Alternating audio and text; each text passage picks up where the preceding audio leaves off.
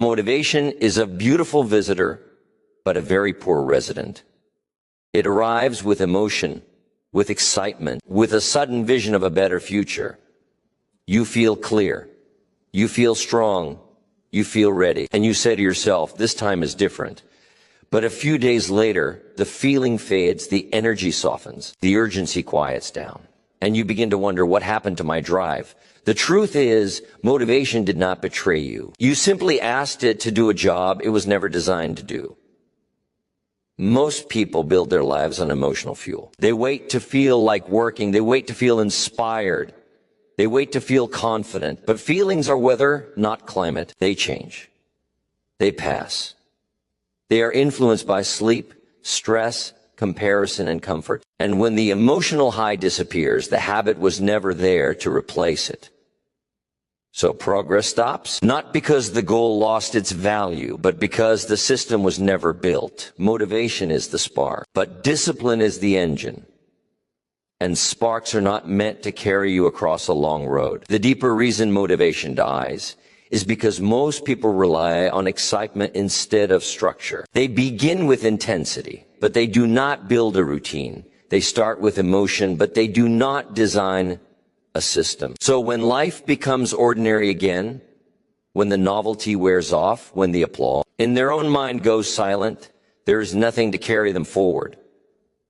You see, the human mind loves beginnings, new plans, fresh starts, clean pages. Beginnings feel powerful because they cost nothing yet. But the middle requires patience. It requires repetition. It requires doing the same simple things long after they stop feeling exciting. And most people are not trained for the middle. They fall in love with the idea of change, but not with the process of becoming. So when the work becomes quiet, when progress is slow, when no one is watching there, motivation looks for a new beginning instead of staying with the current one. That is why goals are often replaced, not achieved. Not because the goal was wrong, but because the discipline was never rooted. Motivation fades when it is not anchored to identity. When you say, I am the kind of person who shows up instead of, I feel like showing up today, one is a mood. The other is a standard. Another reason motivation fades is because most people measure progress by feeling, not by principle. They ask, do I still feel inspired? Instead of asking, am I still keeping my word? And when the feeling changes, they assume something is wrong, but nothing is wrong. This is the natural rhythm of growth. The beginning is emotional. The continuation is logical. The mastery is habitual. In the early days, you are carried by vision. Later, you must be carried by values. Because after the excitement leaves, only one thing remains, your commitment to the standard you set when you were clear. Most people break promises to themselves quietly. They do not announce it. They do not make a scene. They simply delay. I'll do it later. Today was hard. I'll restart tomorrow. And each time they do, something subtle happens. Their self-trust weakens. Not in a dramatic way, but in a quiet, internal way. And when you no longer fully trust your own word, motivation has nothing solid to stand on. Discipline is built when your actions begin to match your decisions, even when your emotions are no longer participating. That is when effort becomes identity, not just enthusiasm. There's another reason motivation fades so quickly, and it is one of the most misunderstood truths about human behavior. Most people tie their effort to results instead of to process. They work hard when they see progress. They feel driven when they see change. They stay consistent when they receive feedback. But when the results are slow, when the scale does not move, when the income does not rise, yet when the recognition does not come, their motivation begins to question the journey. Is this even working? Am I wasting my time? Maybe this path is not for me. Not realizing that the most important phase of growth is the one where nothing seems to be happening.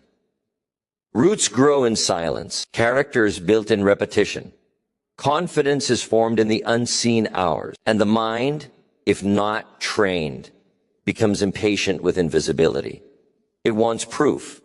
It wants reassurance. It wants evidence that today's effort is paying off. But success often asks you to work for a long time in faith before it rewards you with visible progress. So when the feedback loop is slow, motivation collapses, not because the person is weak, but because they never learned to respect the process itself. Those who last learn a different rule. They do not work because they feel encouraged. They work because they have decided this is who they are.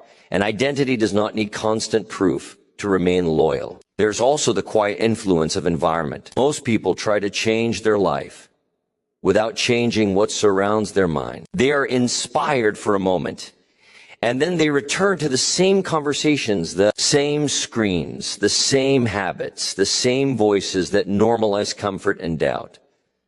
And slowly, the fire is smothered. You see, motivation is fragile in the beginning.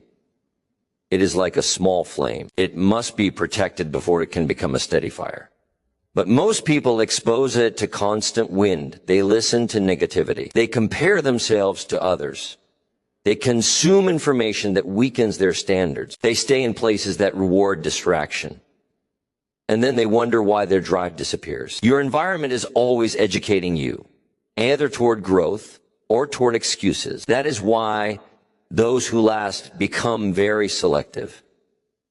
Selective about what they watch, selective about what they listen to, selective about who they allow to influence their thinking. Because discipline grows where standards are supported. Motivation dies in places where mediocrity feels normal, and until a person builds an environment that reminds them who they are becoming, their energy will always leak away, no matter how strong the beginning felt. So the real reason motivation keeps dying is simple, but not easy to accept. Motivation was never meant to lead your life. It was meant to introduce you to a higher standard. After that, discipline must take over. The emotion shows you what's possible. The routine proves what is sustainable. Those who change their lives do not wait to feel ready each day. They have already decided.